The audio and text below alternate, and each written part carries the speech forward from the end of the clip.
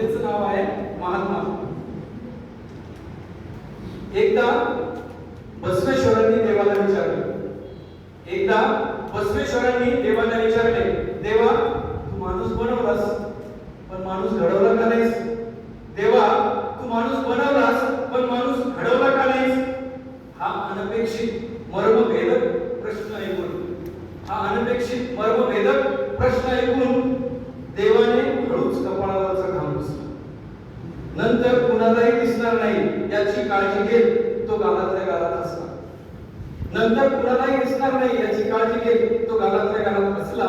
आणि बसवेश्वरांकडे अतीव प्रेमाने डोळे भरून पाहत म्हणाला, बसवांना मी माणूस बनवला तो मुळी परीक्षा घेण्यासाठीच.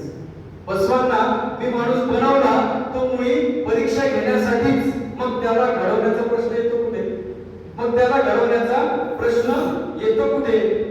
अरे ही सृष्टी म्हणजेच विद्यापीठ आहे. इथे प्रत्येकाचीच परीक्षा आहे. पास होणाऱ्यांना सुरक्षा आणि नापासांच्या हाती रक्षा आहे. पण एक मात्र खरा आहे बसवा, तुझ्यासारखा एखादा देवाचीच परीक्षा घेतो.